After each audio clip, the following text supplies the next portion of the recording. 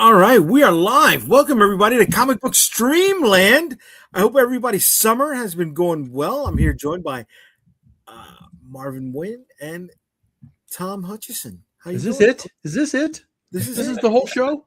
This Just is it. This is it. This is the. I have to make up. I have to make up Calderon's energy too. It's okay. It's okay. It'll be made up. It'll be made up. a lot has happened, guys, since the last time we were live, right? Well, yeah, because you skipped out for 2 weeks. Yeah. Well, I gotta do things in the summer with the missus. All right. Right? I gotta make sure she's happy. If she's not happy, I can't do comics. Right? But the last time we were on, Supergirl hadn't come out yet. X-Men hadn't dropped. Avatar hadn't dropped. Enola Holmes hadn't dropped. Yeah, the live action Avatar on Netflix. Avatar's been out on Netflix. That Yeah, came out like in December, man. Season 2, bro. What the fuck is Avatar on Netflix? Dang, the last Airbender Avatar. Oh, no one cares about that. No one. Are you kidding me? That's fucking No one awesome. cares about that. Get out of here, bro. No one cares about that. Get out of here. That's You good literally are the only person in my entire social media bubble of places that has said anything about that. Are you serious? The only you're the first person that I've heard that that's the thing about Avatar, bro. Has it died out though? Because I mean, it was really popular until M. Night Shyamalan's movie came out. Oh, that was bad. I'll tell you this: so that's bad. exactly like that Spider Noir. Nobody is talking about that fucking thing. What are you talking about? Nobody in my feed is like, yeah, like it's Is zero. it major? No, it's not major. It's already wiped under the fucking floor, man. Nobody cares. And it got like 11, I don't know, Emmy or whatever the TV stuff is, Emmy Award nominations, whatever. But like nobody's talking about this thing. Wow, Crazy. wow. They're talking about the love affair between Netflix and Millie Bobby Brown is over. Okay. Because her last movie, Enola Holmes, had like 20 million views when the second installment had about 70. So since I mean, I can tell you what the problem with that is that you're expecting people to drop everything they're doing to watch this show. Did you drop that? You kind of drop out of nowhere. Like they don't advertise anything on Netflix. They're like, oh, it's live. And people are like, all right, I'll get to it when I can. It's summertime. Why are you dropping something like that in the summertime period? That is a fall winter thing where people are going to be home and want something to watch. Well, nobody watched her didn't she do like a dragon movie or something? Yeah. Nobody watched. Yeah, Damsel. Yeah. Damsel, yeah. Nobody watched that either. Yeah. But I mean, do people really care about movies on Netflix? Like those movies on Netflix don't do well at all. The shows do well, but it has to be dropped at a specific time. And I think Netflix problem is that they overburden things. So they've got access to Roald Dahl's books, right? So they're doing a Willy Wonka sequel. No one wants that. Right, exactly. But you see, they're doing a Willy Wonka game show. Like nobody cares about that stuff. Just like they killed Squid Game. Like Squid Game was huge, and then they decided to go back to the tank over and over and over again. Then they killed it. Now no one cares about Squid Game. Mm-hmm. Yeah. So you're putting people in a bad spot, and then you're going to they had something that people were liking, Burroughs, that people were liking that, and they canceled it. Well, it was designed for only one season, wasn't it? I don't know. But that's what people have said. But here's the thing: people liking it isn't the point. People watching it is the point. And if 100 people watch it and love it, awesome. But they need like 50 million people to watch it and like it. So if it's only getting 1 million views, they're going to be like, cut this out. We're not doing this. Right. So it's not about, that's the thing with like all this Marvel stuff too. Like X-Men 97, I remember when that came out, everybody was talking about it. They were liking it, but then the ratings on it came out and nobody was watching it. Like everybody that did watch it liked it, but it was such a small number of actual views on the season that it was almost like, what are we doing? No one's watching this. Right. But that again, that's just the nature of things, is that it's streaming. Why do I have to drop everything and watch it? It's not like when we were little and you got a one chance to see something and then you had to wait a long time before they come back. Most things aren't even weekly. They just drop the whole thing. Yeah. But that was the whole binge thing. So is the binge era over? Well, no, they'll just wait until all the episodes are out and then they'll binge it. Yeah. And in doing that, you can cancel your subscription and wait for it and then get it when it's all done.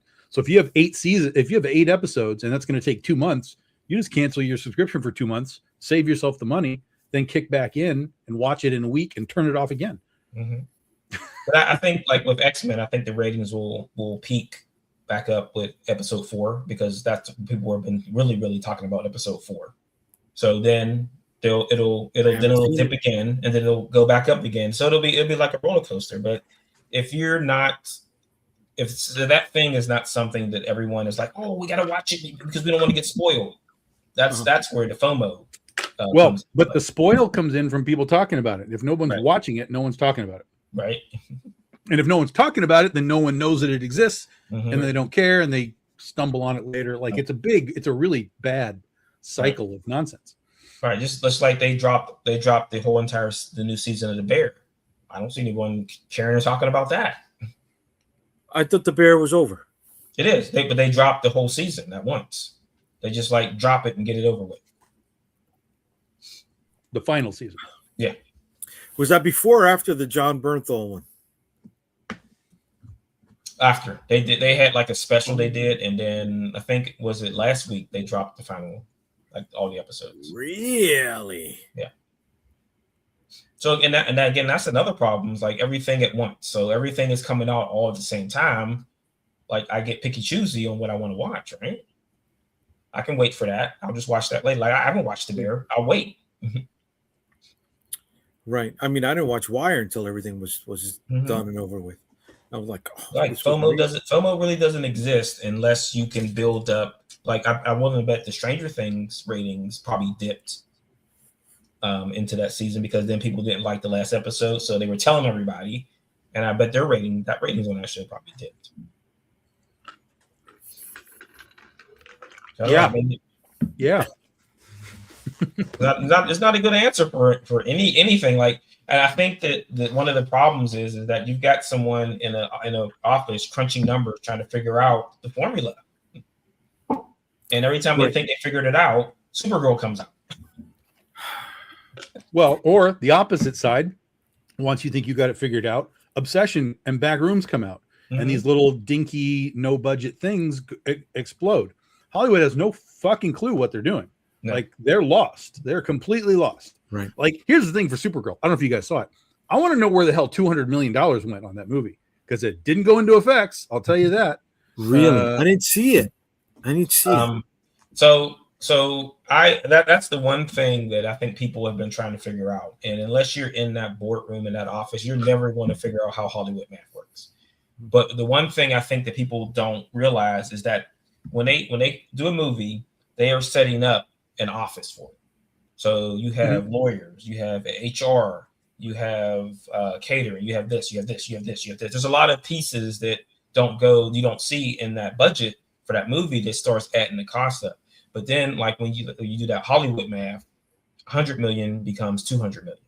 200 million becomes 300 million on their sheets because they're counting on returns on taxes and things like that. So they're doing this on purpose so they can get tax breaks.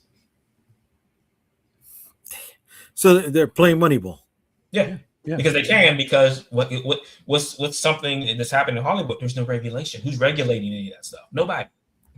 There's no regulation. They do whatever they want.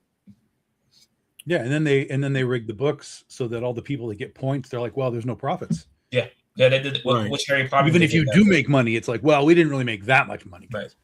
There was the one Harry Potter movie. They said they did. They when they cooked the books, they said they didn't make a profit. They lost money on it. They made like almost $1 billion, and then they made no money. All right, we got a bunch of people. Oh, we got a bunch of people. We got some comments jumping in over here, right? We got the missus chiming in with she loves Spider-Man. The Pines was great too, but no second season. It's also in the years in between by the time it comes back who's going to be watching it. The Pines. What was the Pines? I didn't see the Pines. It's the same as Avatar. I don't know what that is. Streaming is killing movies, and the Supergirl budget went to Jason. Jason was on screen for like 7 minutes. So no. Jason Momoa. God, he gets all the money. But I mean, so the streaming thing. I mean, but that's just escalating up from rentals. So DVDs, Blu-rays, and things like that. Well, yeah, except that they put it on streaming way too fast. That's the whole thing. Well, it's like the movie comes out in May and it's on streaming in July, where it used to be movies out in May, it comes out on VHS in Christmas or something. Right. You know? But you know why that's happening is because the movie theaters are crying, we need more movies, right? So you've got 3-4 new movies every week, multiple times a week. Sometimes they come out on Friday, sometimes Thursday, sometimes Wednesday. So you're creating a problem for yourself because now you have to make room for that new stuff. The old stuff has to go away. You don't have second run theaters anymore. Remember, you used to have second run theaters where movies would go to and they would sit for a while and then they would go. That doesn't exist. And now you like looking at Supergirl as an example. That movie's going to be out on streaming. Out on digital before the end of this month, because they sandwiched it between Toy Story and Minions. That was a mistake. Yep. People didn't like the movie, and they're going to put it out on digital right when Spider-Man comes out. Right. So it's going to right exactly. So it's going to go from second place, it's opening weekend, to fourth place to gone. It's going to probably out of the top 10. They don't have a choice but to put it out so they can make their money. It's done. That movie is over with. It's not going to make any money for them. So they say, screw it. We'll just make our money off of the digital sales. But that's not the only thing they're killing, right? I mean, they kill not just the second screening, right? But they kill the secondary market for a movie to make money when there's no more, forget VHS, but Blu-ray, collectible. Well, they're doing that, but all that comes after digital, right? So digital is this month when like it'll probably be on Blu-ray in August or September. So their market isn't that because they don't have to split as much money when they put it. They don't have to press a disc. You don't have to ship anything. So I mean, it's they pocket more of that money. So it's like, okay, we're going to get as much as we can out of this thing. Put it on Blu-ray. Then after on Blu-ray, then it'll be on HBO Max, and we'll churn it a little bit more. Then it'll just disappear. It'll be gone. Right. So, and they're getting these contracts for taking it off of their own streaming platform, right? And sending it to another streaming platform. So it's like they're warring against each other, but they're still business. They'll still do business with each other once the run has phased out of their own personal platform. Right. It's a crazy system, but like again, the studios and the theaters have created their own problem because more when it should be more, it should be less. Right. Like you need that movies need time to churn in the theater, right? Because like what did ET run for almost over a year in theaters? I don't know. Movie will never be able to do that because it's going to get kicked out because we got to get that new movie in because no one's going to movie theaters either. Right. But then when people go to movie theaters, you see them taking pictures in front of the big displays. You see them taking pictures in front of the mini marquees, right? They want an experience in the theater. And the theater's not capitalizing on what they can do to generate that traffic to come in. But then what was their answer to all that? But at the end of the day, the movie has to be good. Yeah. It has to be good. It has to be just good, not great. It has to be good. But we're churning out so much stuff that's just like, what is this? Supergirl is to me a what is this movie? It was 10 years ago. This would have been a hit, but now everything in Supergirl we've already seen from every possible manner in superhero films. So there's not anything new other than Supergirl and Lobo, of course. But I mean, in the context of like presentation of heroes and music and all that kind of stuff, like there is zero escalation in Supergirl, even from Superman. Like that's what I was expecting. It's like Superman's kind of all right, it's fine. Let's take it up a notch, and then notch that again into Superman next year, and do this like trilogy of like let's power this up. But there's nothing in Supergirl to power anything up. Is the pushing of screens? Excuse me. Is what's happening with comic books where they dominate shelf space Is that what's happening with movies, where good movies like Obsession or Backrooms or even Furious, which was something that got a lot of word of mouth, gets drowned out and doesn't have staying power in the theater because they're buying so many Obsession, are you kidding? It's the opposite. Obsession Really? and Backrooms have done over $400 million a piece. They are monumental hits and have been in the theaters for, I think Backrooms is gone now, but Obsession is still around. And it is like in the top 5 all-time horror movies ever made. What? Yeah. Those 2 movies were gigantic, right? And they came out as just little nothing films, but they were received well by the audience, and they exploded, and people kept coming back for them. So that's what you want. You want one person to buy 5 tickets to a movie, right? Yeah, right.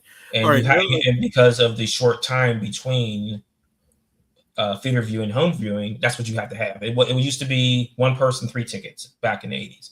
Yeah. Now you need one person to buy 5 tickets for a movie to make money. And that's what I'm saying. Like here, Obsession, they spent almost nothing on this film comparably. It made $400+ million. Meanwhile, here's $200 million for Supergirl, and it's not even going to find that $200 million at the theater. No. Not even close. So what I'm saying is that the theaters, the movies, the audience wants something that they haven't seen. Supergirl, you have seen all of it already. And just dropping in Jason Momoa's Lobo is not enough to be like, oh, let's go see this. Because who cares? It doesn't matter. Here we go. Doodle says, instead of seeing Jason Momoa, I'd rather pay to see JD Mamau. Yeah, thanks, buddy. Thanks, buddy. Yo, guys, how's everyone? What's up, Fred? How we doing? All digital feature is fast approaching. Excuse me. An all digital future is fast approaching. Sony just announced no more physical discs for games starting in 2028. How long before movies drop physical releases? Physical releases are already moving into a niche thing. Yeah. But there is a humongous return to physical media, especially when they just announced that a whole bunch of shit that you bought digitally from Sony, I think it was from Sony, is now being taken away. Yeah, they lost the license expired on those movies. Right, so you don't have them anymore. So there's a huge return to physical media. I mean, people buy VHS tapes, not just to have them for like decoration, but they're watching them on old TVs. Again, because they haven't been altered. It's the original version. Like all this Disney stuff, they keep altering things as you go along. And so they want the original thing. They're buying VHS. They're buying freaking Laserdisc. They're buying Blu-rays, but it is a smaller market. But you're seeing higher end things. So like 4K is it's a more expensive product than a Blu-ray. They do steel books and fancy, just like comics. They do fancy versions of things to make those Criterion collections. Yeah. They do it like that. Criterion is a huge movie library that people freak out on. So physical media is coming back in a weird way, but it is still going to be a little more expensive than it used to be. Right. But the problem that when bringing up the Sony thing is that the most popular players for those discs are PlayStations. PlayStation 3, PlayStation 4, PlayStation 5 are the most popular players for DVDs, Blu-rays, and 4K. You take that away, that market crashes. That market it's done for. They're like, because people are buying these as but you can buy a Blu-ray player for like $20. Well, I know, but if you're saying that this is what I'm using as my player, and then Sony's like, we're going to take away that component from it. Now you've entered into a new market of digital only for movies and games. Is that, I know it's going to sound like a joke, but there was that one scene in Tropic Thunder when they were talking about how Blu-rays dominated over, what was the other version? HD DVD. HD DVD. You know what put them over, put Blu-ray over the top over HD DVD? What? I don't really want to guess. Porn. Yep. Really? Porn chose Blu-ray, so it wins. Really? Yep. That killed HD DVD when the porn industry decided on it. So now that porn is just streaming, everything streams now. But yeah. Okay. All right, Duro come back and said Obsession's budget was only about $750,000. I'd kill for $750,000. But here's the other for that. So what lesson is Hollywood going to learn from that? Nothing. Exactly. What are they going to do? They're going to go to those YouTubers and say, make us a movie. That's what they're going to do. That's exactly what just happened. The guy that makes this has now been signed to a ridiculous contract for Universal. And from what I understand, his movie is going to be a remake. What have we learned? Of Texas Chainsaw Massacre. They're going to let him do that. They did a remake of that already. That's what I'm saying. Not by Hollywood learns nothing. And they're going to give him $150 million to do it, probably. And you know it's going to be a disaster because you're giving someone who doesn't need that kind. Like when you gave Nina DaCosta all that money to do the Marvels, what did she do? What did she do with all that money? Nothing. Absolutely nothing. You can't give a art house person that kind of money. They don't know what to do with it. Well, she hired the K-pop guy. Yeah, exactly. Right? He cost nothing with the money. He cost money. And it was just like Avatar. Nobody cared. Just like you got Robert Eggers doing a Resident Evil movie that's not a Resident Evil. I just saw the trailer for that today. Why? I'm so glad I don't have to watch that movie. As soon as I saw his name, I was like, okay, I can pass on that. Can they not do Resident Evil anymore? I'm tired of it. I don't care about I never cared about the franchise. Can they do Resident Evil at all? Because they haven't, like, none of these live action movies have been Resident Evil. I just will never watch a Zach Regger movie again. Period. Barbarian Weapons, I'm out. I don't need to give you my money. Yeah, Weapons really got under my skin. I got hyped because I saw these kids chasing down an old lady, and I was like, "Oh, now we're going right." They took Children of the Corn to the next level, and then I'm watching the movie, and the section that I like was at the end of the movie. Yeah, it's like you pitched me something different. Fred, what's up, bro? Welcome. I saw you guys having this conversation, and I really wanted to get involved. You better have the right opinion. Of course I do. My opinions are always right.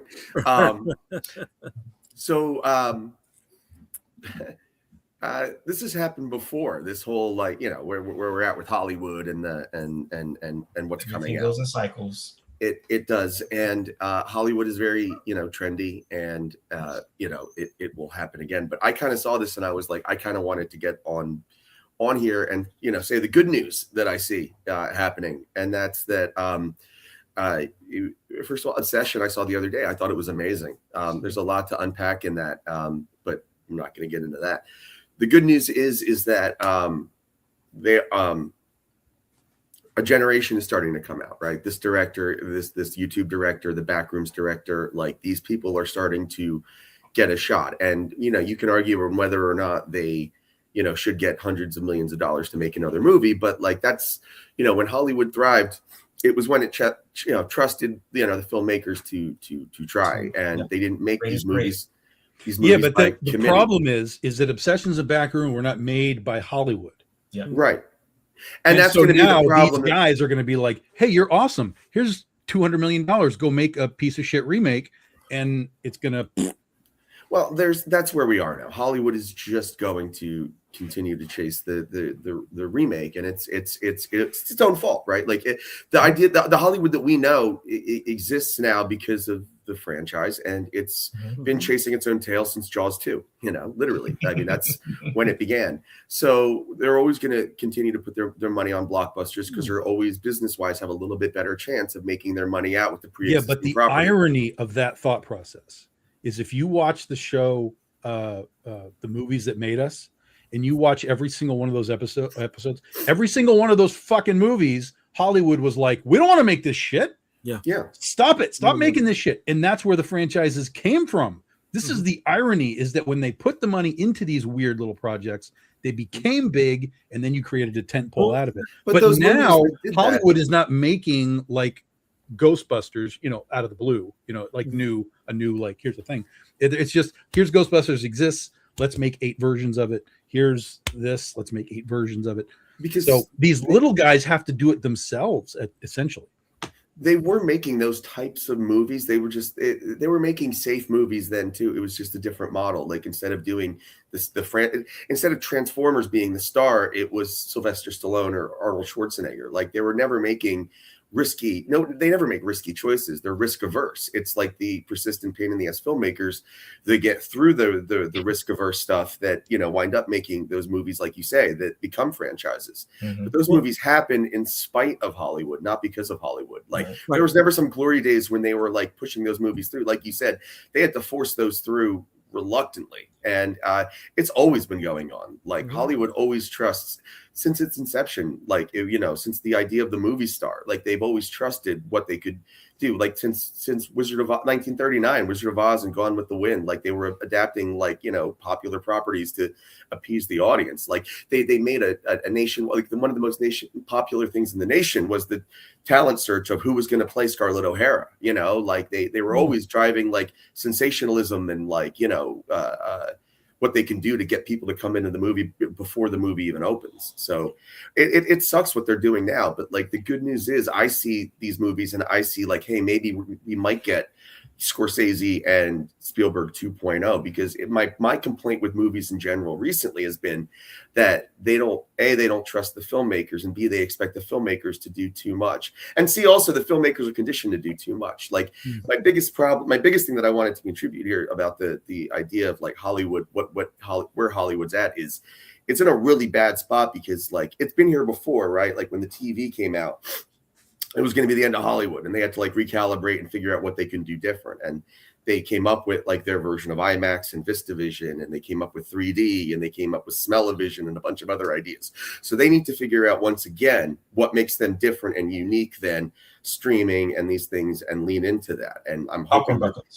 what? Well, I mean, that's their solution right now, and that's what the marketing department comes up with. That's their best idea, and sadly, it's working better than people expected. Like that damn Trojan horse looks fucking cool, but they've had this they've been in these kinds of like ruts before, and I think the problem that they're in now is that a lot of the film, like when you know, I think we were lucky film wise to grow up when we did, because I think we're all of the same age, where we had like Spielberg, Scorsese, Cameron, and a lot of other guys firing on all cylinders, and like the technology helped them make great movies, and the studios trusted them, and you know, we got a lot of really good content that, you know, we're never going to get again. It was just a glory days, and we just think that's the standard, and it's not. But those guys were such good filmmakers because that's all they did. Like they would have these, you know, if you watch Spielberg and Scorsese and Coppola and these documentaries and stuff, they would have these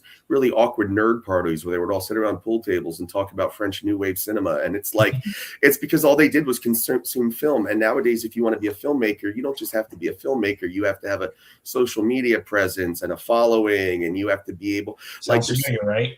Yeah, there's so much shit that you have to do. You can't just be an artist anymore. And you can get like probably a really good artist that can't communicate and do all that, and they'll get kicked out in favor of, you know, the next Paul brother that's got 1 billion followers. So it's a shit system. The good news is that maybe these guys will cut through, and they'll be the next generation of like Spielberg and Lucas and stuff. And now, you know, I used to make films too. They made me kind of think about like, maybe I want to make a low budget horror thing again. So that's the thing that will help Hollywood, is like, if you organically find new talent, and maybe they can make it cool to be a filmmaker again. So the next generation will get really excited about it the way Spielberg and Lucas's people did. Right. The problem though isn't finding the new talent. It's what you do with it afterwards. Yeah. That's because that's what we're talking about is what's his name? I don't even know what his name is. The Obsession guy is now has a huge thing, and he's just being handed a remake of Texas Chainsaw Massacre. It's like, but I number one, who's asking for this fucking thing? We've rebooted this thing more than a dozen times. Yeah, wasn't there one out? Didn't they just do one like 2 years ago? Texas. Yeah, there was even a Netflix one that they just did. Like, so real quick, and I know JD, you want to say something, but rewind the tape back. Remember, was it Josh Trank with Chronicle? Mm-hmm. I was just watching. He went out and did something that was amazing on a low budget. And what did they do? They handed him Fantastic Four, and he lost his damn mind. Yeah, he couldn't handle it. That's right. But I was just watching a doc about that today. Apparently, like he was very into making a specific movie and kind of didn't tell anybody about it. Like he made kind of like a really dark, soulless. Like even the cast hated working with him, like because of the way he. Yeah, like but that's what Marvin said. He lost his mind. He went the wrong way. You know, he didn't know what he was doing, and unfortunately, Hollywood had to step in, and we know what happens when that does. Right, exactly. So I mean, one thing about that's what the caution is not there with then handing again someone who's recently working with a small budget and then doing everything, and you give them all this money and they don't know what to do, and they don't have anyone guiding them because the studio is going to tell everyone to get out of his way. He knows what he's doing. I agree with that, but to your point, Tom, I will push back a little bit because I do think that when Hollywood in recent years, when they have found talent, like they've done a pretty good job of like supporting their vision. Like Robert Eggers has had a pretty good run of getting to make the movies he wanted to. Ari Aster, who's the guy that I like, Yorgos Lanthimos,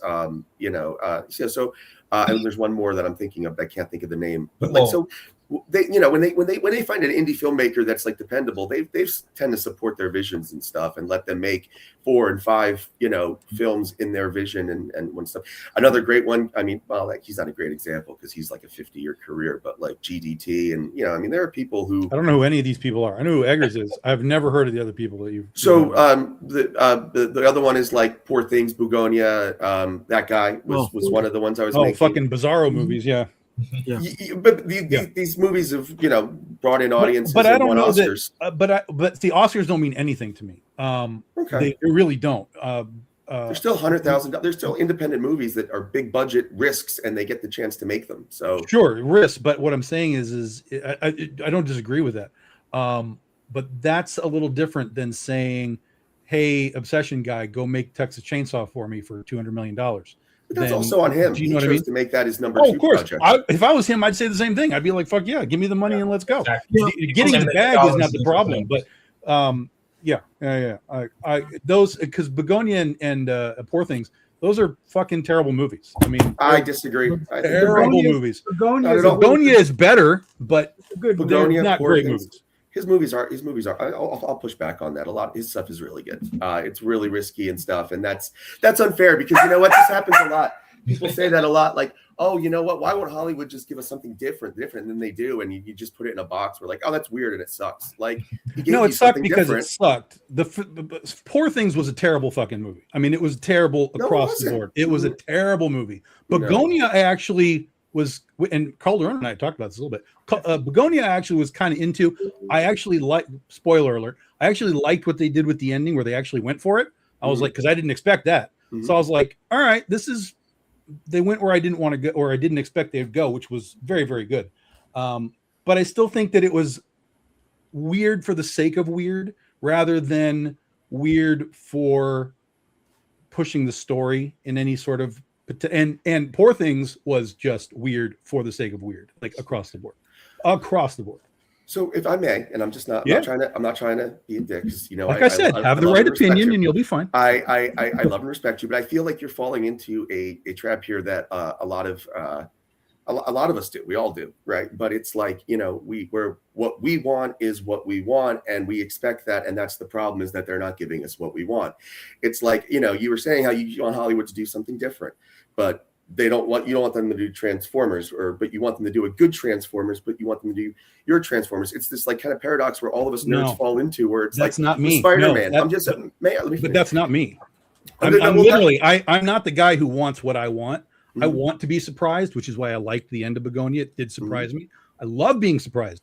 If you can surprise me, you've done your job. Like I give you a thumbs up for that.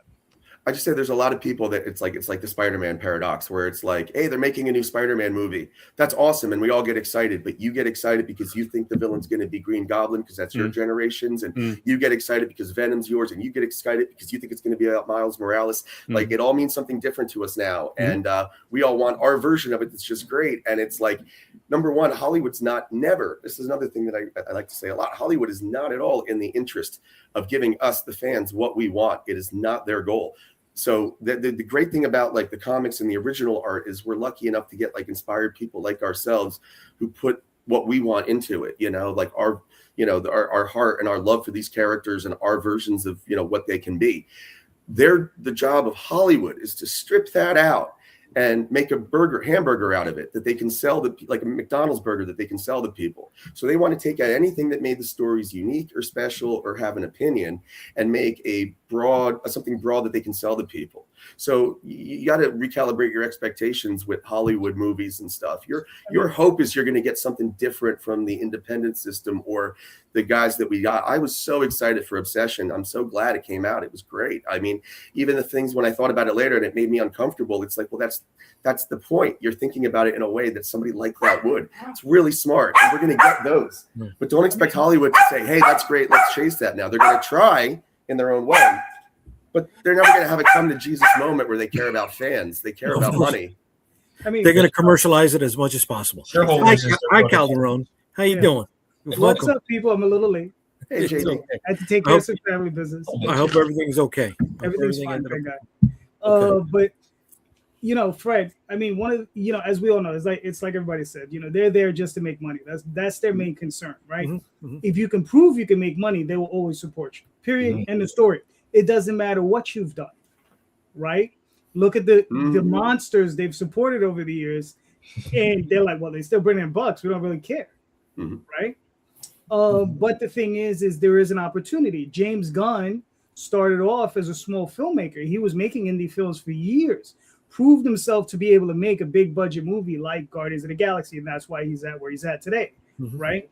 But I guarantee if you spoke to the guy, I think the only reason he's stuck with the big movies is probably because he's tired of, having to shoot guerrilla style and, have get $20, you got $20 to feed the crew. He's tired of that stuff. So he wants these big budget movies, right? Because I think I've heard him say something along those lines. He didn't enjoy that factor of it, right? Because who wants to do that? You'd be like, oh, I can either pay you or I can feed you, or I can only feed you, right? And it's going to be pizza and hot dogs. It's not going to be anything else, But you got a big budget movie. You're feeding everybody steak, right?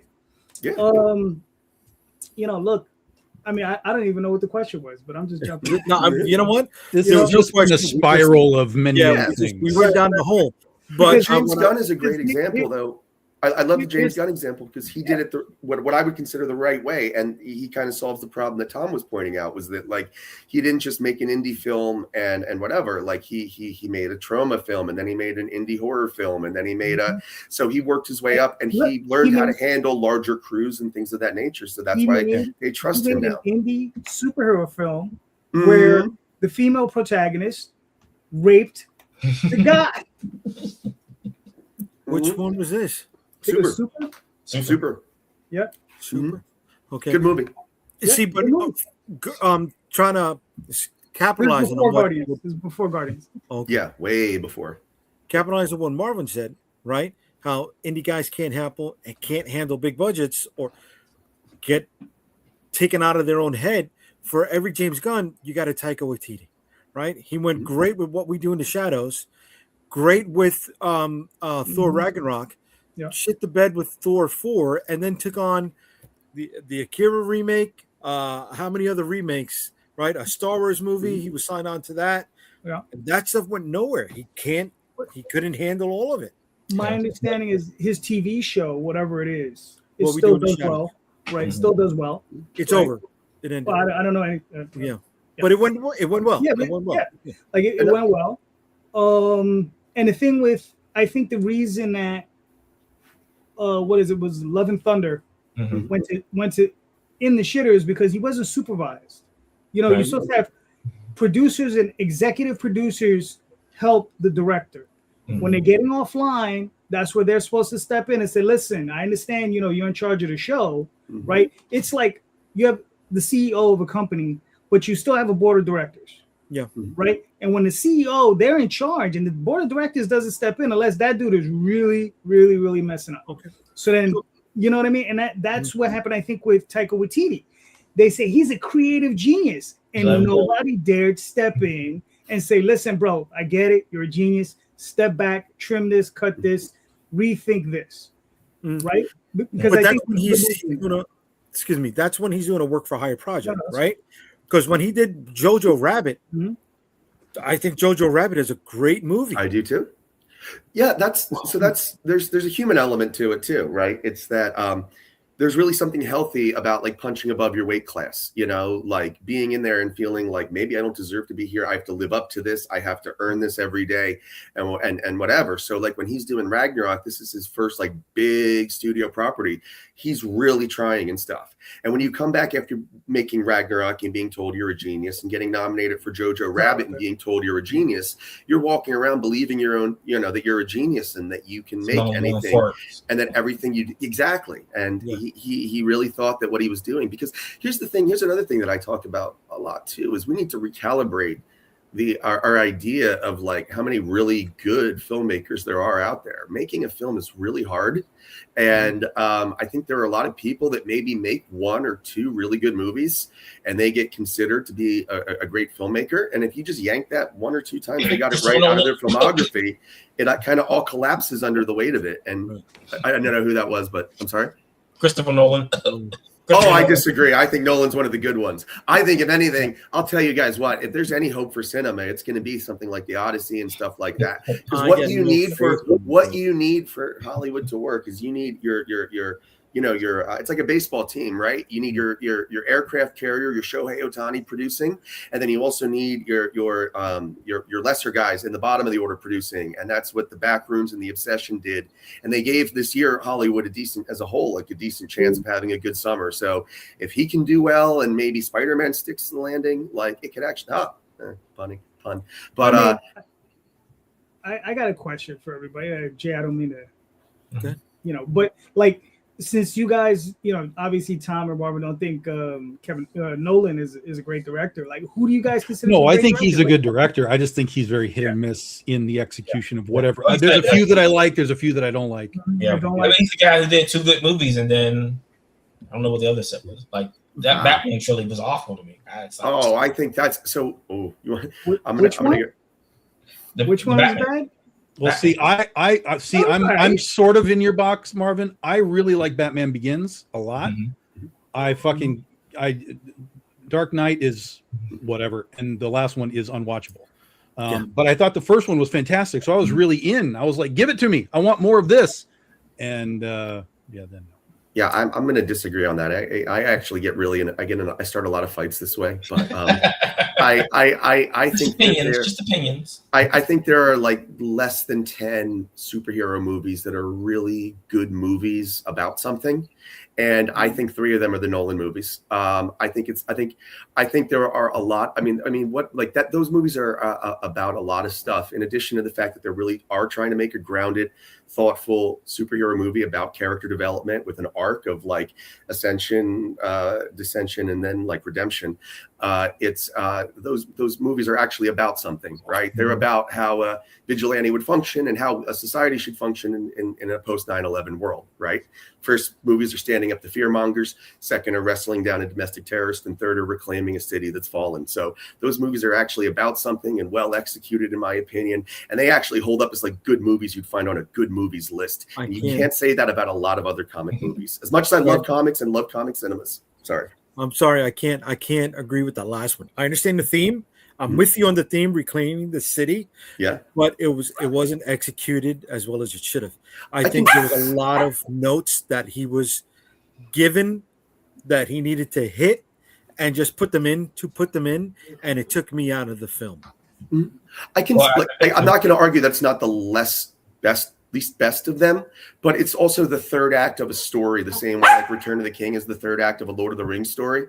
So it may be, I think it might have been a case of like Christopher Nolan at that point was, like I said earlier, he's already the champion and he's already on to like some other stuff. He's no longer fighting hungry to make that movie and stick the landing. So I think it might have been that case, but I still say like as the third act of a 3-act story about a guy that like, let me take care of that. As a third act, I think it works. Gotcha. Marvin, I'm sorry, you wanted to say something, brother. Yeah, I was going to say that, The Dark Knight Rises has one of the worst death scenes ever. Which one? When Talia died. Like she's in mid-sentence and she gets it falls over. That's the way to kill her. All of it is awkward. All of it is awkward. You were asking about good directors. I'll give you Coogler. I'll say Ryan Coogler. I think that Coogler? I really Ryan Coogler. Yeah, he's a good director. What he's done. I'm sorry. The question was good superhero directors or comic book directors? I just meant directors in general. Yeah. I mean, good directors in general. All right, Tom, where are you at with that? I don't really pay attention to that. Okay. Because like we're talking about Nolan, right? I like these. I fucking hate these. What's Tim Burton? Same thing. I love these. I fucking hate these. So I don't really look at an actor or a director and be like, I just love all of this. Everything is the execution of that particular thing, and it either works or it doesn't, regardless of who's there. So there's obviously guys, like I just said, Tim Burton. I think he's done great stuff. Nolan, I think he's done great stuff. So there's all guys that have the pluses and the minuses. Spielberg has done great stuff. Disclosure Day was shit, and it just is what it is. So I don't really have these guys that I'm like, oh my god. Well, I mean, in Spielberg's case, I was excited for Disclosure Day. I was like, oh fuck, he's taking me back to UFOs again. Like I love this idea. Let's go. And it didn't work. But most of the time, it's not like, oh, this guy's making a movie. Like I'm going to go see that movie. It's show me the trailer. Does the trailer look like anything I want to see? Yes, I'm going. No, I'm streaming it maybe later on. Everybody's gonna have a lot of people said that they thought Disclosure Day would have been better if it had followed them as children. If the children were leads of that movie. I didn't watch it. I haven't seen it yet. I do want to though. I don't know. I get that point. That's an interesting point, but I don't think it would have saved anything. No. I mean, to me, it felt like a corporate Spielberg movie. 100%. Yeah, there was a lot of hands in the pot in that movie because of the amount of money that they handed him. Yeah, right. And right. if you and that's one of the things that is really weird to me in Hollywood. If you can't trust Steven Spielberg, Scorsese, or the guy who did Alien to do a movie, you can't trust these guys to do a movie. You've got problems. That's where the problem starts. You guys is it that the executives? You guys really act like it's really easy to make a movie. Like it's really a hard thing to make a good movie, and like the success rate, like it's far closer to like a good batting average, in baseball than it is like like a person that hits like 200 or 300 in Hollywood is a good director. Like it's really hard to. Well, see, that's what I'm saying. That's why I don't look at it and be like, oh, that guy's doing something. Yeah, like that doesn't work for me. I want to see the execution of the trailer. Yeah, but when I say like a good director and somebody that I think is a good director, it's like somebody who's like visual style. Like I'm like, okay, like it doesn't mean that I'm like, okay, it's going to be a great movie. I'm like, oh, it's Sam Raimi. I know what that's going to look like because I know Sam Raimi's eye. I want to see what that is. Or it's like, I mean, there are, I don't know who today. I mean, today I think of the guy I mentioned, Yorgos Lanthimos, who does the guy that did the Beau is Afraid movie. I think that's Ari Aster. I hate a lot of his movies. I really do. But like when he gets something right, it's right, and it always looks cool and it looks different. So yeah, I don't know. It's always weird when I see people fall in line behind M. Night Shyamalan. I'm like, what is special about these guys in the movies that he's making? Like he had one good movie. One. I give him like even 2 or 3, but he's had 2 or 3 good ones, and then one that would be a good movie with a good edit. Which one's that you think, JD? Lady in the Water. Happening. I haven't seen that. I did want to see that Lady one. in the Water, I think, is a really, really good movie. Here, I'll tell you why I think the Lady in the Water missed. And this is a really weird take. Yes. But I'll tell you why I think it missed. Is because up until that point, all of his films had been, what's the twist? Where something's going on. What are we looking for? Where's the twist? Lady in the Water is not that.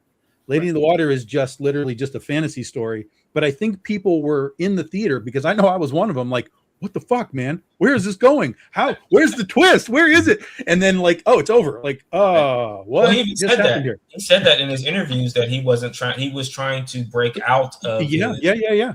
And it's an interesting fantasy movie. But if you go in with like what Fred's talking about, if you go in with a mindset of like, this is a Shyamalan movie, this is what I'm expecting. I'm going to try and figure this out, but there's nothing there. Right.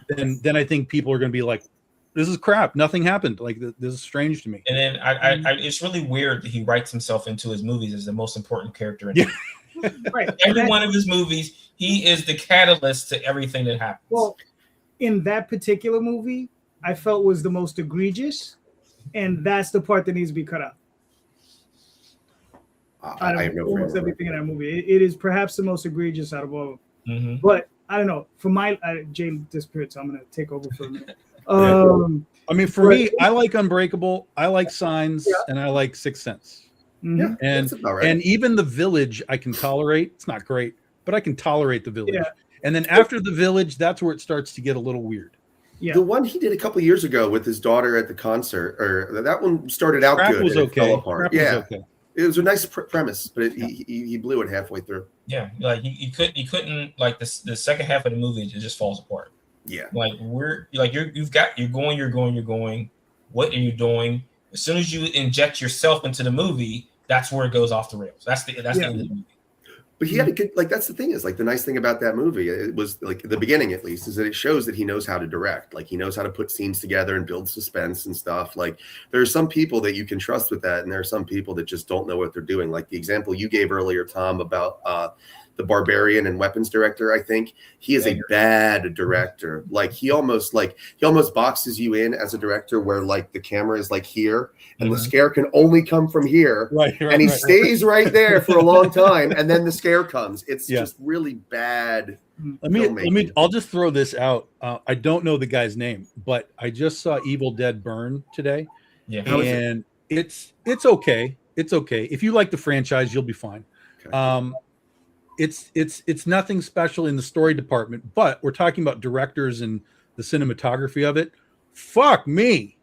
Whoever that guy is and his cinematographer, what they were doing with camera movement and angles and blocking scenes and motion and moving, like I felt like I was at fucking cinema school. Like, look, this is what you can do with the camera. I was like, oh my God. So while the story was I was enthralled with just what this guy was doing across so many different environments and how cameras and tilting and blown away. So if you guys want to really see like a director and his team like at let's hope it's not his peak and this is like he's done after this, but at like a true master level of like, oh my God, it was incredible. Story's okay. The story's okay, but it's great to look at. Yeah, he comes from an indie director. He's a low budget indie director that came up and they gave him a shot. Like you're saying is that, but you don't give him a shot and say, "Here's $200 million. Good luck to you." Right. That's where you're going building up to it. Yeah, Sam's a producer on that. So is Bruce Campbell. So they were clearly going to be involved with all that kind of stuff, and they helped him along. But what they did was tremendous. Mm-hmm. Yeah, I just don't want to see someone get their spirit broken like Josh Trank did when he did Fantastic Four. Like he went through this shit, and he lost Star Wars over that. He lost Star Wars. Well, it's funny you mentioned that. I literally just watched a YouTube video about the making of that movie today, and they say he was like a weird dude to begin with, but that's neither here nor there. But they really did like he tried to like save his cut of the movie, and they were not having it because they couldn't do anything with it. They felt and they felt misled.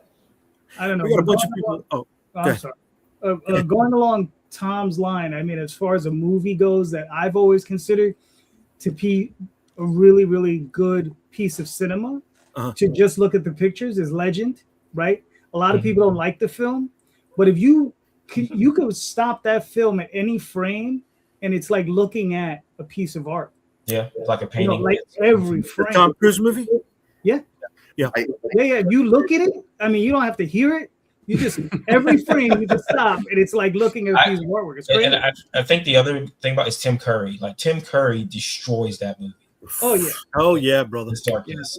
Like Tom Cruise can't he didn't stand a chance in that movie with Tim Curry as Darkness. I think Tim Curry's range has been very underrated over the years. Like he deserves any kind of accolades that you give him for his longevity in movies, like going from Darkness and then playing the butler in Clue. Come on, dude, go before that. Go Rocky Horror Picture Show. Go Legend. Go The Butler in Clue. Go Pennywise. Right. Go the original Joker before Mark Hamill in Batman the Animated Series. Don't know what happened there. He was too dark. He was too dark. I've seen screen tests of his voices. He went really dark with it. He did. All right, guys. There's been a lot of people chiming in. You got a lot of comments. Let me give them their shout outs. That's because Fred and I are fighting, and people like it when people fight. I don't think we're fighting at all, man.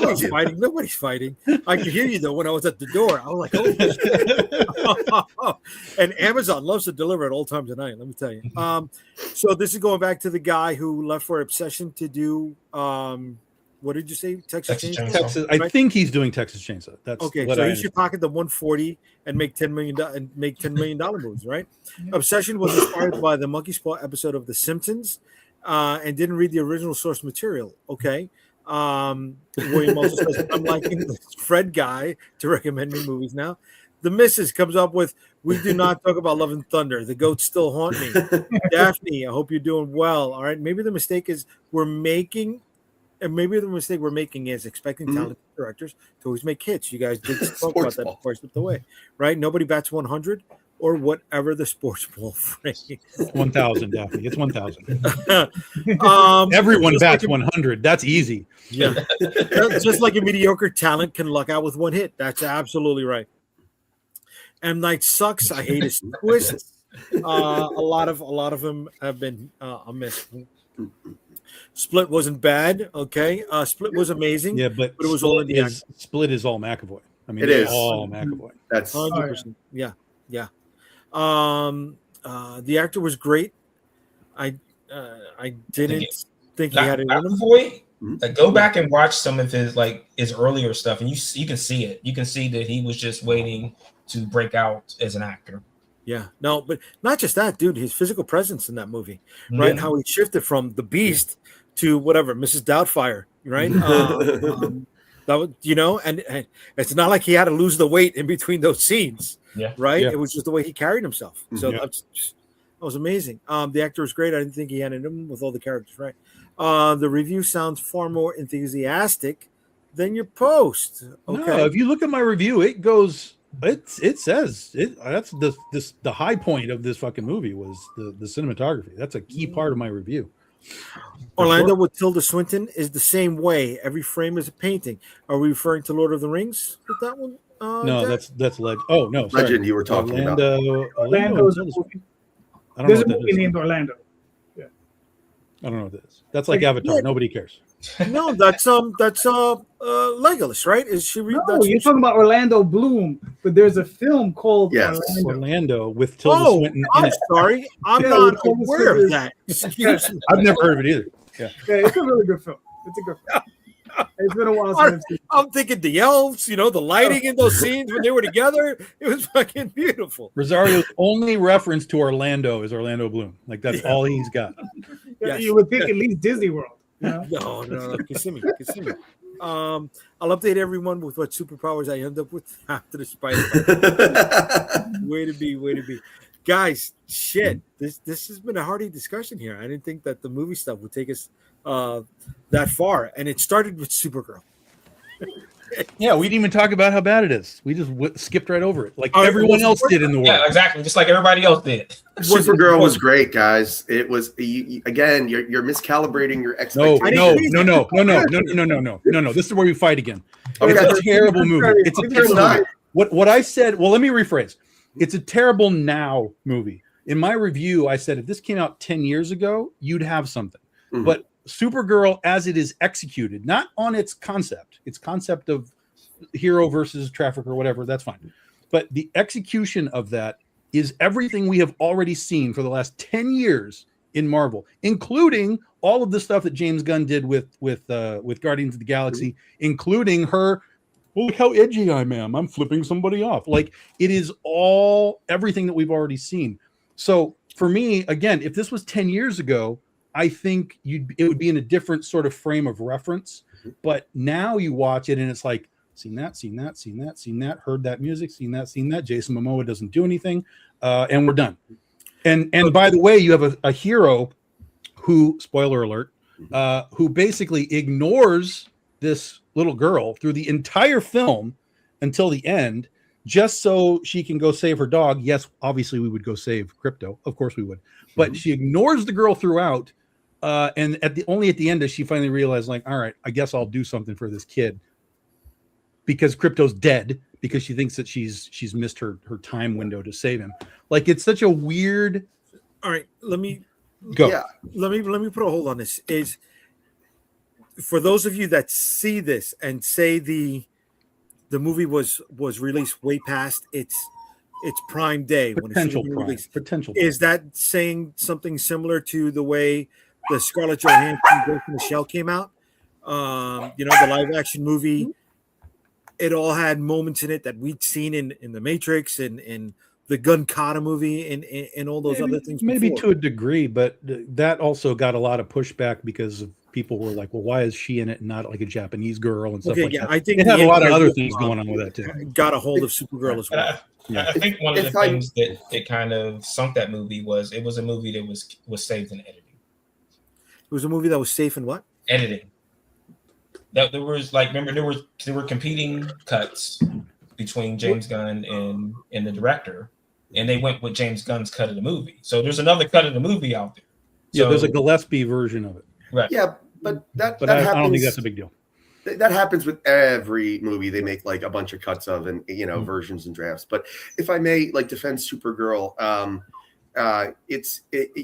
people are expecting it's expectations, and I don't think people calibrate their expectations enough with superhero movies. Like I said earlier, there have maybe been 10 really great superhero movies, maybe. And in my opinion, my humble opinion, that Superman movie that you're referencing is one of them.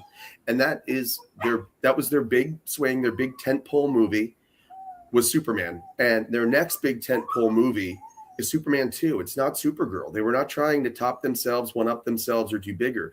They're trying to build a universe and build a tent that's going to have a lot of stuff under it. So they're not trying to make another big hit to show you they're all going to be big hits. They're trying to do what Marvel should have done in the beginning, which is manage your expectations and say, these are the big ones.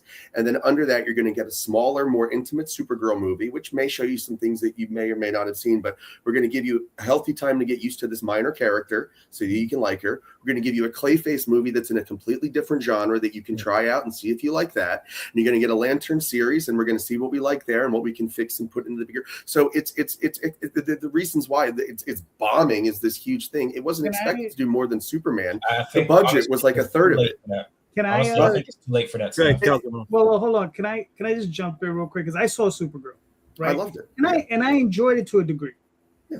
But the issues that I have with it is that the character of Supergirl. Here's the problem that I think a lot of people were having this issue where I think is you have Superman and then you have Supergirl. There are different people that do different things, but they expected Supergirl to be like Mary Marvel, spotless, clean, so on and so forth, right?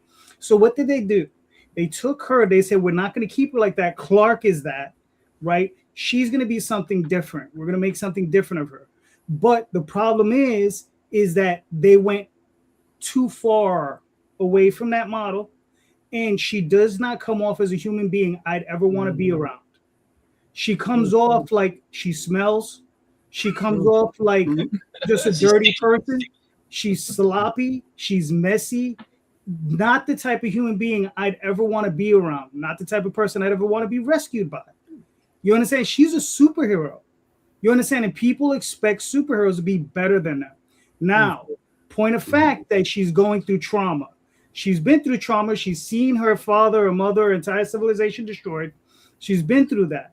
You understand? But the arc that I see going on is that she goes through this movie, and then at the end of it, she realizes, oh, I've been being a shitty person. Yeah. Now I can get over it because I've done these things. Now I can move on, right? And we see by what the act that she does at the end, how she's not like Clark. Right? She's different from Clark. But the mistake they made, I feel, is that they made her a little too dislikable. You understand? That's the mistake I feel they made as a character. And that's what drove a lot of people away from the movie, is that they made her way too dislikable.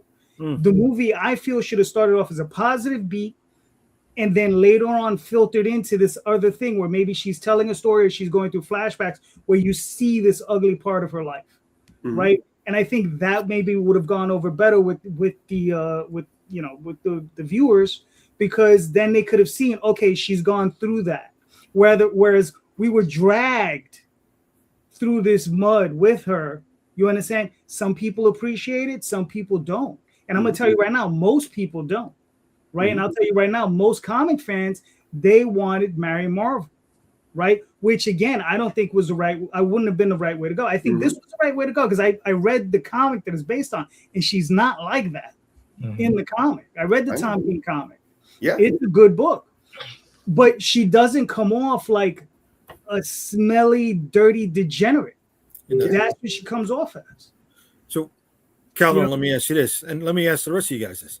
All right. So instead of giving us the Mary Marvel or the Helen Slater, right, or the pre-crisis Supergirl, are they leaning in the direction of giving us the Red Lantern Supergirl, the angry, the one who could be swayed easily to the dark side? I think you're giving them way too much credit for reading comics. Okay. They're like, what's a Red Lantern? If you ask them that question, they you know, really quickly though, I will say they did read something because they went really hardcore into all the way that the moons affect them. So, you know, the green moon is like people were complaining like that's not kryptonite. Like it doesn't matter. Green moons fuck them up. So they have done some deep aspect of pulling that kind of shit out of their ass. The question would be though, is will the lanterns lead into the idea of all of the lanterns that then could thread back to Supergirl later? But that's asking an awful lot. Especially now that Paramount's about to take over, none of this is going to matter in 2 years. Wow, yeah, right. That's what I'm saying is that why you don't pigeonhole, you don't put yourself into a box like that with your second movie in your new universe. You needed Wonder Woman in that. I would have, if knowing that Clayface was here, I would have put Clayface next. I would have definitely been like, here's Superman, here's an opposite. If you want an opposite, don't go Superman, Supergirl, and make her like weird. I would have been like superhero, villain, or whatever he's going to be. I would have been like bam bam like that. That's what I would have done, and then drop lanterns and then do whatever you want to do going on. But now that you have Supergirl, you have this complete, you know, bump in the road of this street that you're taking. Now you have to, now you're good people to be like, well, Supergirl was shit. Why do we care about Clayface? Oh my God. That's the problem. It's a completely different movie. It's a completely different thing. I completely understand. But if people attach it to the DC universe and they're like, well, Supergirl was not that great. What are we doing here? After Supergirl came out, Safran came out and said, we have to win the audience back. You already did that with Superman. Why are you backtracking now and saying, now we have to win them back again? Yeah. With Clayface? How's that going to work? I don't think Supergirl is like the failure everybody is like thinking it to be right now. Like people have like, we live in like a really short attention span cycle. And I'm sure by the time this is on like streaming on demand and on HBO Max for a while, and before the Clayface comes out, people have a different taste on their mouth about this. I think there's an element to it bombing now of like, people poo-pooed on it and then it, and it became fashionable. Like we've talked about this before, how there is like an element of like not wanting to get piled on and whatever, or like something, or like, the online culture taking the fun out of something before people can enjoy it. And, but I'm not saying that this movie is like an epic piece of art either. It's somewhere in the middle. But I'm just saying it's par for the course. And it's just where we're at with comic movies, and that like, the exceptions are rare and they're going to be moving forward. And you should expect a lot more, off the line hamburgers that are all going to taste the same. And Marvel is not going to be giving you anything much better. They're just not. And I think the people that think that there's a difference are just really we're living in a nostalgia age where like a lot of those Marvel movies felt fresh because it felt like they were making movies for us. But if you go back and watch them, they are very much not comic accurate and not their, and not great movies either. Like Phase 1 has like maybe 1.5 good movies. It's kind of hard. I mean, which because I like the Captain America movies. Mm-hmm. I think those are maybe a stretch. I like the third one a lot, and I like the first one. I like parts of the first one. I think there's a lot of things that missed in the first one. I am not a Winter Soldier guy. I'll die on that hill. I think it's one of the worst Marvel movies. I completely agree, and I don't like Civil War either. I've long said this to you, Rosario. I've long said to you this. Wow. Yeah. I don't like Winter Soldier's in my top 3. No, but you always have to like everything is a part of time. So you have to remember where you're coming from. Sure. And that's what I'm saying. Supergirl 10 years ago, I think it's a completely different discussion. Yeah. But now it's sort of like, again, we've seen all of this. If Supergirl had even a better villain, I think you might have even had a better response to it. But the dude is so milquetoast that he's so uninteresting that the just put somebody better in there. And I think you would have had a better situation. Better bad guy. Yeah. But you didn't even adapt the character from the comic you were adapting it from. No, he's very different. Different character. Yeah.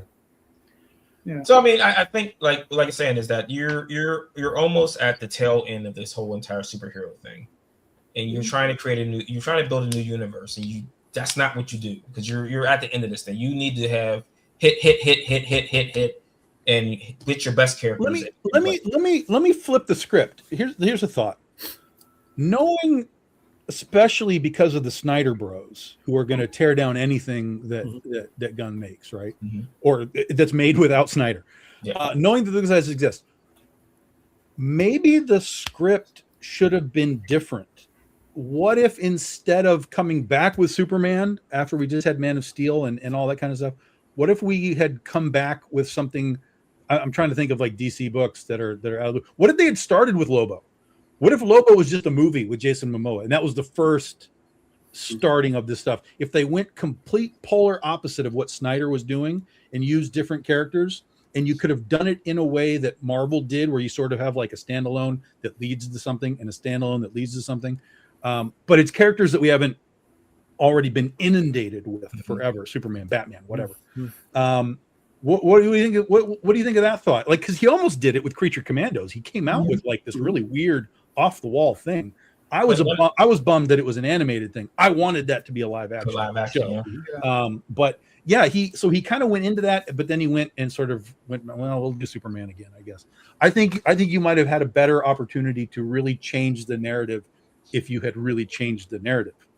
Right, but I think one of the mistakes they made was coming out and announcing this whole thing up front. Mm-hmm. Well, but that's the Marvel template, though. They tried to use the Marvel template. When Iron Man came out, they didn't say. No, when those came out, but they didn't know what the fuck they were doing. They were ready to fail. Right. But nowadays, everything is supposed to be like, well, this is our 2026, and you show it to everybody, and you get people excited. I don't think you would did you he came out and said, my whole entire thing is I don't want to make the same mistakes Marvel did as they were going along. And then you went and did the same exact thing. You announced all these things and then started canceling things over like one at a time. Man, you guys this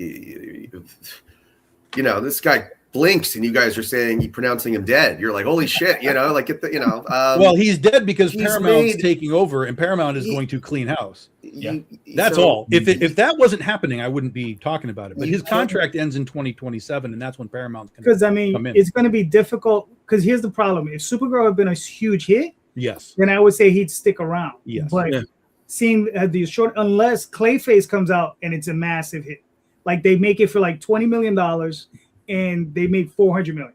Yeah, that might save them. Because the problem with Supergirl is that might.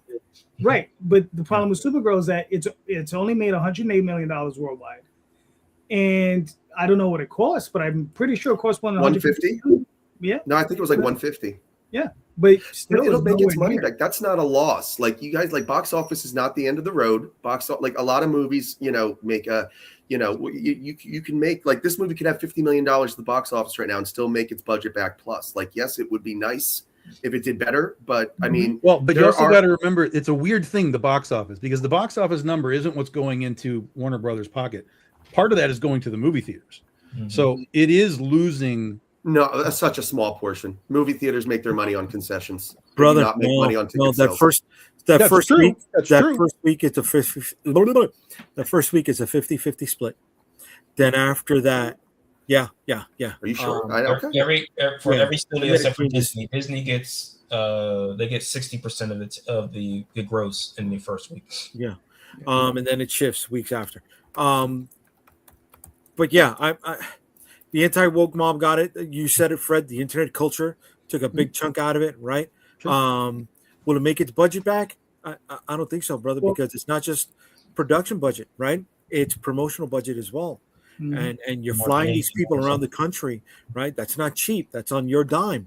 You're setting up all these press junkets, right? These press junkets are also catered You're also looking at security. You're also looking at logistics. That's dope, brother. That's dope. But even let's just assume it does legitimately break even across all costs.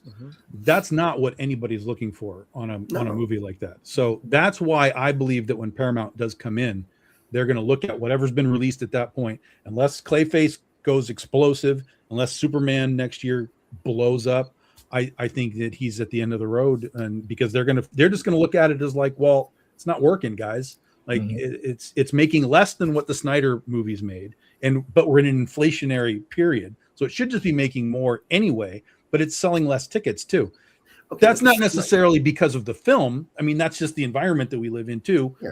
Economy and all that kind of stuff. That affects stuff. Streaming, like we talked about. And this is all shareholder stuff. This has nothing to do with the audience. Right. That's what you're going to say. The shareholders will be like, no way, dude. I think Tom said something earlier. They didn't have faith in this from the beginning, and that's why they put it in the release the same weekend of Toy Story and in between Toy Story and Minions. I don't. Did they put it in between Toy Story and Minions, or did they pick a date and then Minions and Toy Story sandwiched it? Oh, I don't know. Well, but even if that happened, they could have moved. Yeah, and that shows fear. Nobody moves. Look at Marvel; they're building their own theater. Well, then Marvel is Marvel, though. I mean, Marvel doesn't really have too many. You know what I mean? What? Yeah. Marvel moved their release date because Dune is coming out. Was going to come out the same weekend. When did they move it? I thought they were building their own IMAXs to compete with Dune because Dune has IMAX. They're moving a week before Dune because Dune is booked up. They haven't moved yet. They never moved. They haven't moved it yet. They moved.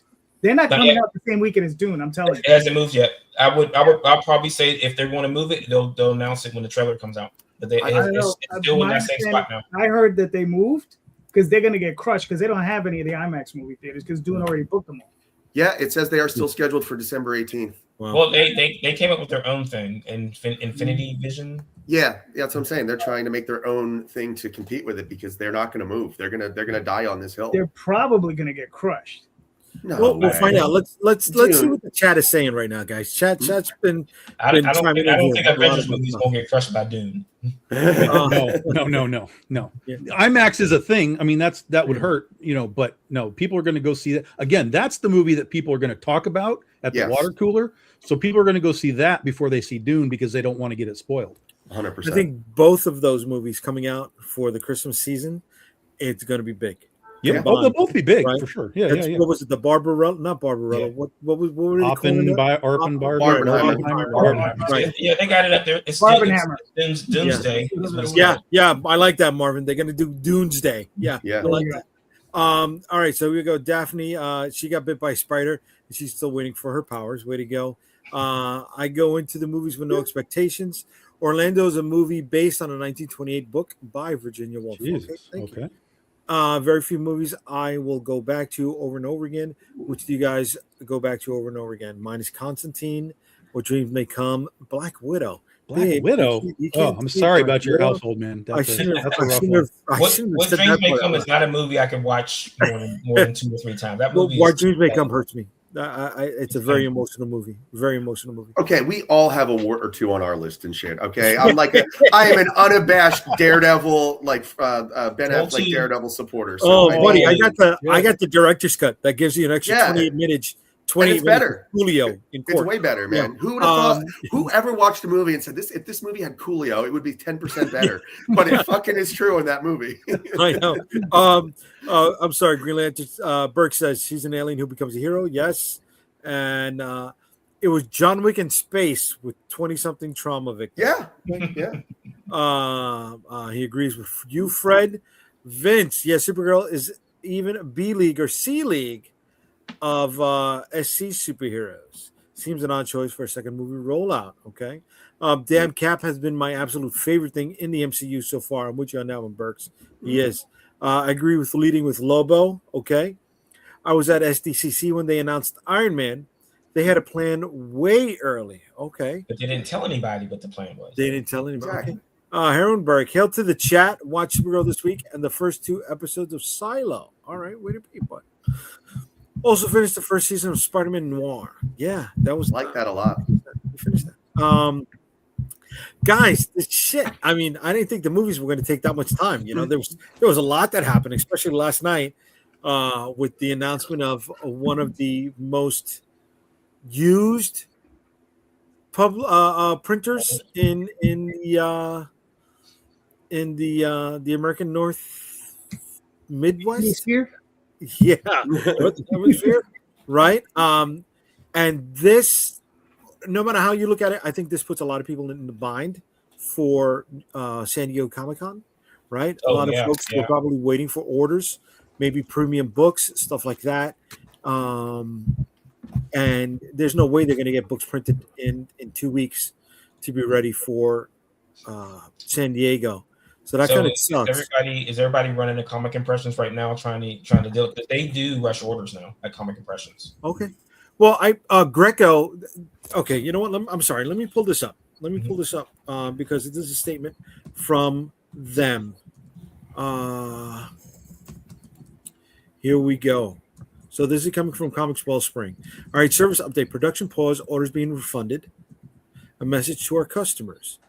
To our valued customers, we sincerely apologize, but due to unforeseen operational challenges, Comics Wellspring, owned and operated by Carter Finishing, must temporarily suspend accepting new orders and halt production at this time. Any orders that have not been completed will be fully refunded. Our team will be reaching out to affected customers. Additional information in the near future. Over the past week, we have been working with the original founders of Comics Wellspring, Greco Printing, to remove the previous non-compete restrictions that prevented them from printing any comic books. As a result, they are once again able to provide comic printing services. If you are looking to print with a trusted printer, we encourage you to contact Greco for a printing quote. Their team has decades of experience at producing comics and would be happy to discuss your project and available options. We're truly grateful. What are they? I don't understand what this is telling me. Are they out of business, or are they just doing sort of like we got to reset our business? They could be in a Chapter 11. I don't know. This is all of the information that is currently available, right? But for some people who've been watching this has been in the works ever since they bought Comics Wellspring from Greco. There have been a bunch of services that they have been eliminating little by little. Okay. Well, right? What it seems like is that it's a situation where the company buys another company and doesn't understand what they do, doesn't understand how much things cost, and then they look at the books and they're like, "What in the holy hell is going on here?" That's why James Gunn is out in a year. Same thing. Same thing. But I mean, I think that this happens a lot though, especially like if we want to roll back to when we were talking about Sony and other things like that. Microsoft and Sony did the same thing. Microsoft bought Activision and did nothing with it. They bought the team that made State of Decay, didn't ever release a game in the 7 years they had them under them. So at the same thing, you're buying things and you don't know what they do because you just want to consolidate things and collect things like trading cards. Yeah, that was like Acclaim buying Valiant back in the day. Yeah. Like, why are you buying? You don't know. What are you doing? Like, it was just like you saw something, someone told you, hey, this is worth this much. And then you nickel and dime it to pieces. And then you're like, okay, now we're out. Right. I remember they were even doing a podcast, and that went the way of the dodo very quickly. Yeah, they bit off more they can chew, and they ended up choking on it. You know, I just feel bad for all those people that were waiting for orders to debut product at San Diego Comic-Con. That sucks for them.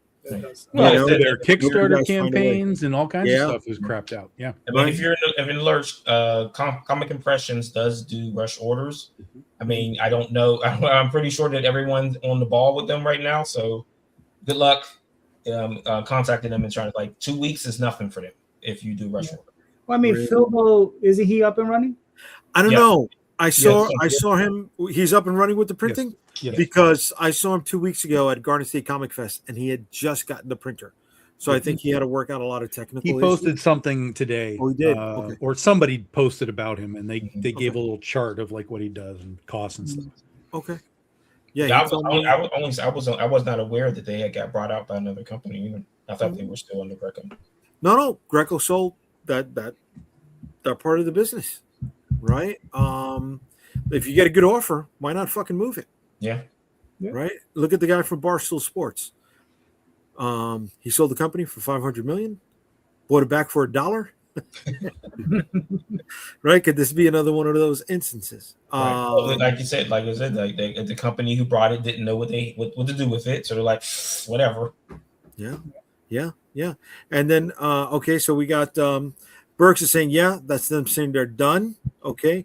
Hermanberg, we met Phil at Garden State pitching his distro. Yeah. He was there. We was talking to him. I didn't know you were there. I hope you did good over there at Garden State, bud.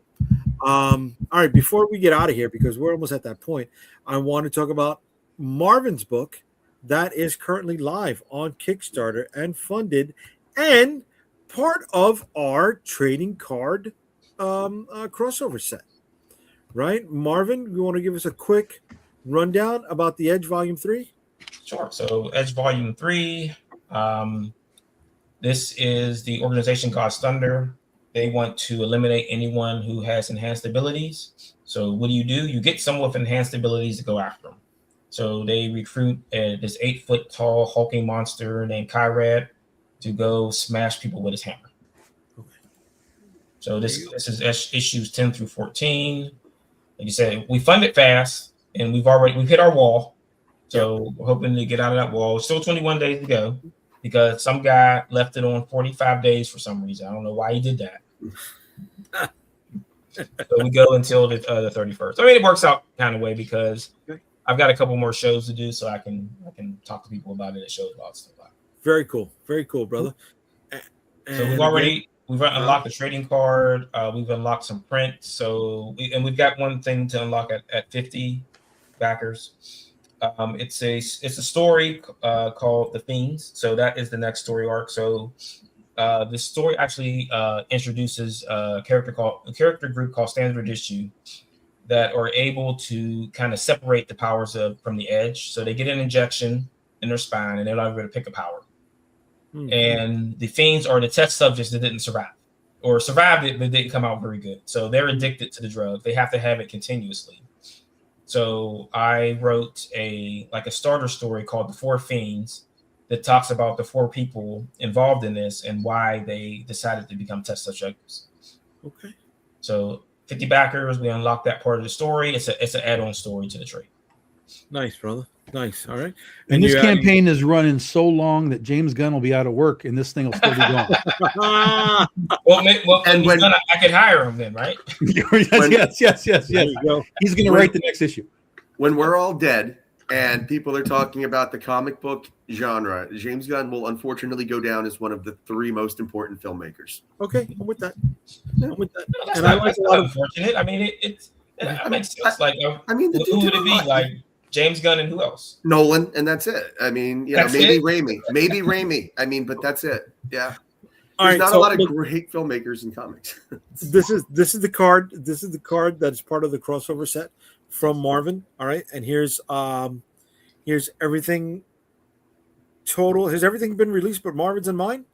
No. The second card from Rob, correct? And my second card. And your second card. Which one is your second card? One right in the middle. Magi's Grace. Oh, there we go. Launching TBA. Okay. Yep. Okay. And in mine, on the bottom right, it says launching TBA. But you know what, guys? That card is going to be launching soon because New York versus the World is going to be coming out. I am tentatively planning for a release next Friday for New York versus the World, #1, remastered and in full color.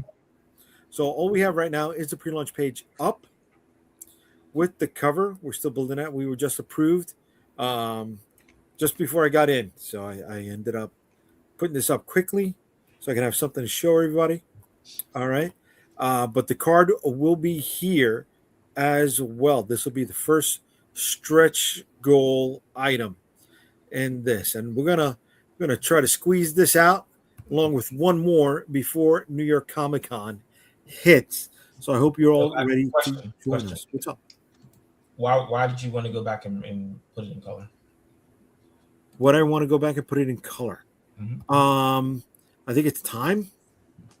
I think a lot of people have seen the black and white, and the color. I had it ready to go. I had the color ready to go to do a trade with all the issues in color.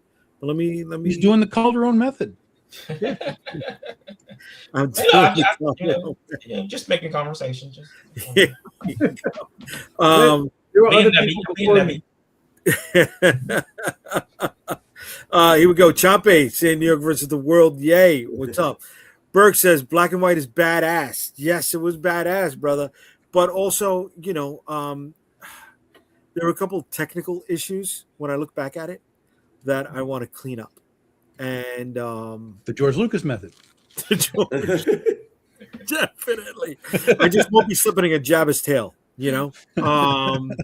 But there's a couple technical issues that I want to look at it. It just it hits me. Here we go. Champe says no, it's not in color. I color that. You colored, I think, issue 2 and I shouldn't say anything. But it wasn't you that colored the first issue, brother. He's following the Kirkman playbook. Walking Dead is in color now. Thank you, William. Thank you. So we're gonna have that ready for New York Comic Con, but also but Kirkman calls it deluxe. You just called it remastered. You gotta change your marketing. Deluxe. I called mine Redux when I redid issue 1. So I did the Redux also. Yeah. But I'm looking forward to putting this out. It's going to be a quickie, and hopefully we knock out one more. I won't tell you what that other one is, but if you've been following us and you got the last Kickstarter rewards for Vicky Sticks, you may have an idea. And aside from that, Unstoppable Comics will be at New York Comic Con this year, October 8, 9, 10. The gigantic booth. Tom, can I roll this stuff out little by little? No, deluxe. You gotta go deluxe. We're gonna go deluxe. Okay, you know what? No. Because I remember when I went to the show stuff for the cards, you're like, Jay, don't spoil it, Jay. Jay, don't spoil it. And here you are. And you're breaking down my whole marketing plan for what we're gonna be doing at New York Comic Con. So next week, not only are we going to be launching New York versus the World #1, next week we are also going to be announcing the theme, the title for what Unstoppable Comics is going to be doing at New York Comic Con. And I can't wait to share that with you all next Friday. Yes, there will be a theme, buddy. You want to have a kissing booth, right? No, no, and I can't say what I was suggested to do. For the booth. Does it begin with a glory? No, but it's along those lines. So guys, we hit the hour and a half mark. I want to thank everybody who hung out with us tonight. If you are here we go. Thank you, Tom. Folks, if you had fun with us, please make sure you go back and check some of the older episodes. They're a blast. We have fun, and we're doing all of this. Fred, let everybody know where they can find you and where you're going to be next, brother. You can find me at Schwartzart LLC or www.schwartzart-LLC. If you go into Kickstarter, look up Fisticuffs. Book 4 is still live, accepting late pledges. There's still time to get in on that. And that's it. Okay, cool, brother. Calderon, where can they find you? Facebook, Instagram, all those different places. This Sunday night, back on the show. And on Kickstarter with Dreamweavers and the Oswald Chronicles. So, all right, way to be. Tom, where can they find you, bro? BigDogInc.com. Get your books. We'll be in San Diego Comic Con in 2 weeks. I'll be at the Antarctic Press booth with Critter exclusives, comic books, and merch, and then I'll be back here in August with the next part of the Legend of Oz 15-year anniversary. Okay, way to be, brother. Marvin. EdgeComic.com, comicsbird.com, and on Kickstarter, where you can get you a bottle of Which had been sold out after North Carolina, so you get a nice little refill, right? Yeah, we sold almost 20 bottles of this stuff. Way to be, baby. Way to be, brother. All right. And this is where you can find me, folks. Comic Book Streamland is a division of Unstoppable Comics, and you can find us on pretty much everything as Unstoppable Comics. Substack, Threads, Blue Sky, TikTok, Instagram, Facebook, barely use Twitter or whatever they want to call it now, and YouTube, Unstoppable Comics, or Jay the Unstoppable, folks. Thank you so much. If you want more information, please check out unstoppablecomics.com. We'll see you next week, everybody. Good night. Good night, everyone.